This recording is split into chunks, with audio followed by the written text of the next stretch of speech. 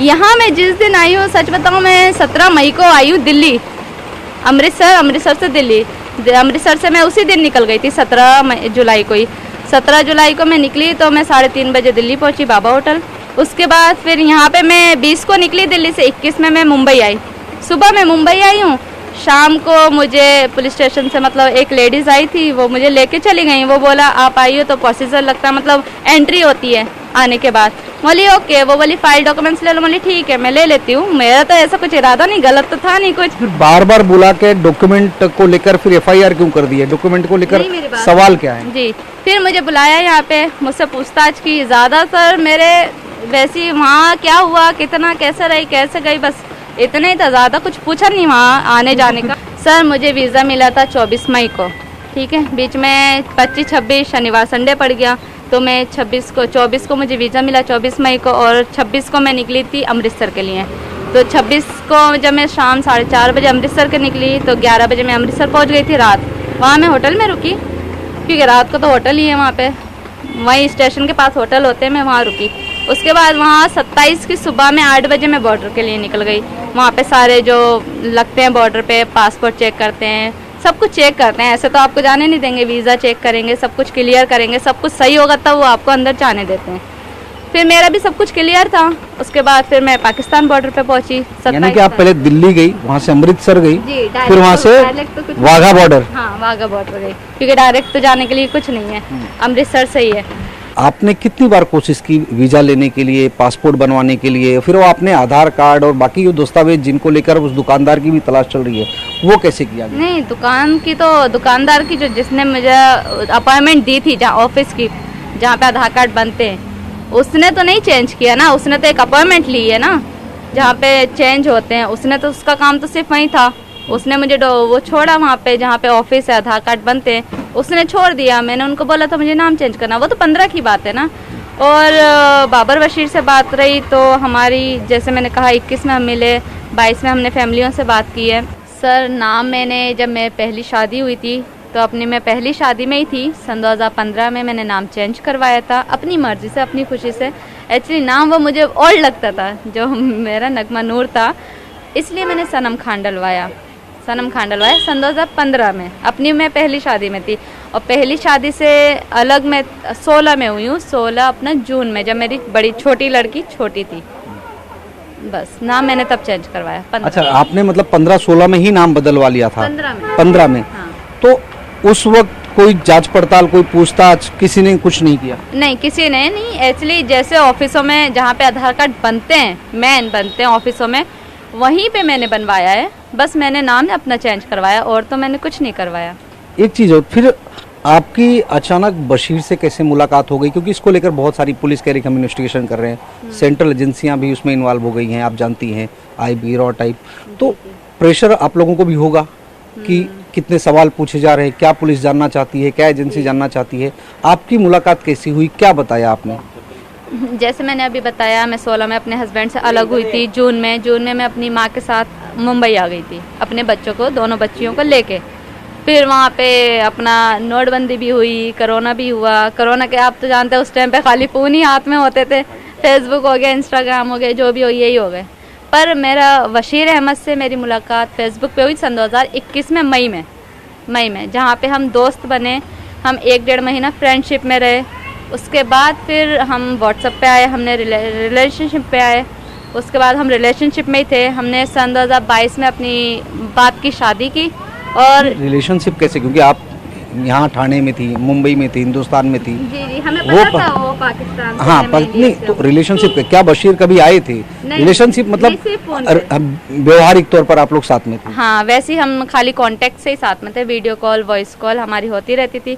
सन 2022 में हमने आपस में शादी की बात की। फिर हमने अपनी फैमिलियों से बात की, उन्होंने अपने घर पे, मैंने अपने घर पे।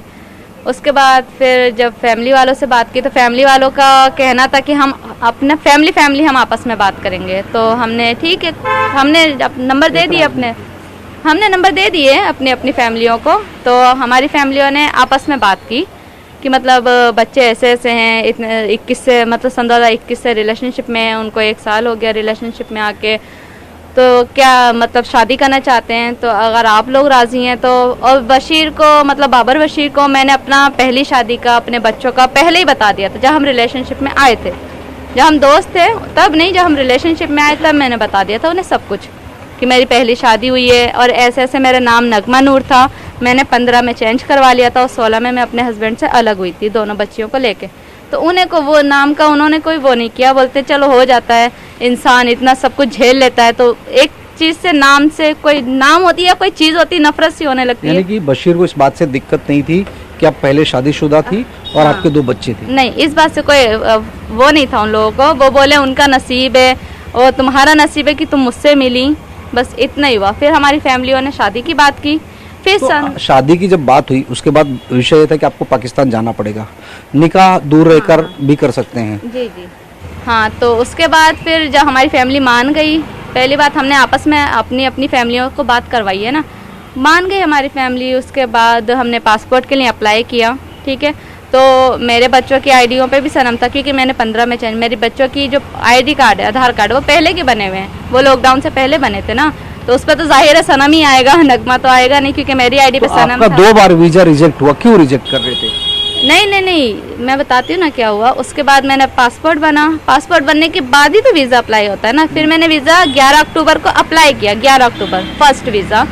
11 अक्टूबर को जब मैंने अप्लाई किया तो उन्होंने इनको वो बोले मुझसे कि फ़र्स्ट टाइम, पहली बात तो ये है कि आपका पासपोर्ट नया है, दूसरी ये कि आप 2 बच्चों को लेके जा रही हैं, और तीसरी ये कि आप शादी के लिए जा रही हैं। तो वो बोले ऐसे तो हम वीज़ा नहीं देते, हम पहले इंक्वायरी पे डालते हैं, इंक्वायरी होती है।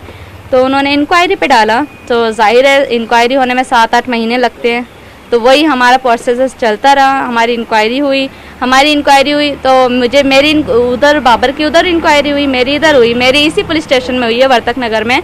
4:30 से 9:30 बज गए थे। तो जब इंक्वायरी हुई थी तो नाम तब भी आया था मेरा नगमा। उन्होंने पूछा था मुझसे, इंक्वायरी जाहिर है सर हर बात पूछते हैं, उन्होंने पूछा मुझसे नाम कि आपका पहला नाम ये था, नगमा था, और अभी आपने सनम। मैं बोली सर देखो नाम का तो ये मैंने अपनी पहली शादी में ही थी, मैं 15 में मैंने अपनी मर्ज़ी से चेंज करवाया, उसका तो आपको इशू है ही नहीं। आधार कार्ड नंबर वही है, लड़की वही है, फिंगरप्रिंट वही है, तस्वीर भी वही है, जाली तो कुछ नहीं है ना। जाली आप तब कह सकते थे जैसे मैं अगर कुछ अलग तरीके से मैं करवाती। मौली में जहाँ रहती हूँ एड्रेस भी वही है, सब कुछ, खाली एक नाम मैंने वो किया है। मौली वो भी ऐसा कुछ इरादा नहीं था कि मैं इधर पाकिस्तान कभी जाऊँगी, कोई रिलेशनशिप बनेगा। मौली कहाँ 15, कहाँ 21। उसके बाद सारी इंक्वायरी हुई, तो इंक्वायरी वीज़ा भी देखो एक्चुअली सर आपको तभी मिलेगा जब आप सारे डॉक्यूमेंट्स क्लियर होंगे, आप खुद भी सही होगे, ऐसा तो नहीं दे सकते। अगर आप लोगों को लग ही रहा था कि नाम जाली है या मैं गलत इरादे से जा रही हूँ, तो आप लोग मुझे इंक्वायरी में, वो तो आपके हाथ में था ना, आपको पास करना है कि फाइल रोकनी है, क्या करना है, आप तभी भी एक्शन उठा सकते थे। तो फिर आपका निकाह कैसे हुआ? चूंकि जी मैं दिल्ली जब गई थी, फिर मैं दोबारा से गई थी, मैंने पूछा था सर कितना टाइम लगेगा इंक्वायरी का, क्योंकि एक एक्साइटमेंट होती है ना लड़की को, अपनी शादी की तो होती है। तो मैंने सर को पूछा था सर कितना टाइम लगेगा। तो मैं गई थी दिल्ली अपनी मम्मी के साथ, मेरे भाई भाभी भी रहते हैं वहाँ पे, तो मैं गई थी। तो वहाँ पे सजेशन देने वाले कितने रहते हैं वीज़ा ऑफिस के बाहर, कितने पाकिस्तान के रहते हैं, कितने इंडिया के रहते हैं, जाने वाले भी आने वाले भी। तो उन्होंने बोला देखो बच्चा ऐसा है, अगर शादी करनी है तो आप ऑनलाइन कर लो, ऑनलाइन कर लोगे तो ये है उन्हें यकीन हो जाएगा कि आप हाँ शादी के ही लिए जा रही हो, नहीं तो उन्हें डाउट रहेगा कि 2 बच्चों को लेके कहाँ जा रही है। मौली ओके। फिर मैं वो बोली जब शादी हो जाए तो उनको बोलना निकाह जो है वो रजिस्टर नादरा में करवाएं, रजिस्ट्री हो जाएगी, मतलब सबूत रहेगा कि हाँ आप सच में शादी के लिए जा रहे थे। तो मैंने शादी की, रजिस्टर, मैंने अपने हस्बैंड को बोला कि ये जाके रजिस्टर करवा दें, ठीक है। उन्होंने रजिस्टर करवाया, मतलब जो जो डॉक्यूमेंट्स मुझसे मांगे गए थे इधर के या पाकिस्तान के, मैंने सब कुछ दिया, सब दिए, इधर के भी दिए, उनके घर के लाइट बिल दिए, उनकी आइडिया कार्ड दिए, उनके पापा का आईडी कार्ड दिया, उनका पासपोर्ट भी दिया, सब कुछ दिया। अपना निकाह जो निकाह रजिस्टर करवाया वो भी, निकाहनामा भी आपने दिया। लेकिन विषय है कि आप कब गई, जब आप जा रही थी पाकिस्तान, कब गई थी, कितने दिन वहाँ पर रही, और जब आप जाने वाली थी उस समय क्या किसी ने पूछताछ की थी या आपने किसी को बताया था? यहाँ पर डिपार्टमेंट के लोग चूंकि अब पूछताछ कर रहे हैं वापस आने पर, हाँ, तो वहाँ जाने के बाद आप लोगों को रिसीव करने के लिए आए थे बशीर और उनका परिवार वाघा बॉर्डर पे? जी वो अपने बॉर्डर पे आए थे, पाकिस्तान वाघा बॉर्डर पे। मेरे हस्बैंड आए, मेरे सास ससुर, मेरे जेठ आए, उनके मामू आए लेने, मतलब सब आए थे पिकअप करने के लिए। अच्छा, उसके बाद आप वहाँ गई तो चूंकि आपने कहा कि ऑनलाइन आपने निकाह किया था, उसकी रजिस्ट्री कराई थी, वहाँ जाने के बाद दोबारा कोई निकाह हुआ? नहीं नहीं नहीं, निकाह तो एक बार होता है ना सर, और रजिस्ट्री भी एक बार। ऑनलाइन था तो दोबारा कोई मौलवी बुलाकर ऐसा कुछ? सिर्फ एक छोटी सी पार्टी रखी थी जिसमें उनके मामा वगैरह फैमिली मेंबर्स ही थे, वो सब आए थे बस। यहाँ से पहले जब मैं गई थी उनके साथ तो मैं रावलपिंडी गई थी, जहाँ पे वो जॉब करते हैं, सेरिटन होटल है वहाँ पे जॉब करते हैं। तो अभी फ़िलहाल वहाँ पे काम नहीं है, तो 2 महीने से वो घर पे ही मेरे साथ ही उन्होंने टाइम स्पेंड किया था, क्योंकि जॉब बंद थी उस टाइम पे, काम बंद था उनका। फिर वहाँ से मैं 10-15 दिन रही वहाँ पे। उसके बाद मैंने वहाँ से वीज़ा बढ़ाने के लिए अपील की, तो जो मेरे बच्चों का 1 साल का बढ़ा री एंट्री का, मेरा 3 महीने का बढ़ा, क्योंकि मेरा एकदम से तो वो बढ़ेगा नहीं, क्योंकि उन्होंने भी बोला है कि पहले आपका 3 महीने का लगेगा, फिर 6 महीने का, फिर साल का लगेगा। तो आप 15 दिन रावलपिंडी में रही, जी। उसके बाद आप अपना एबटाबाद में आ गए। तो एबटाबाद के ही रहने वाले हैं जी।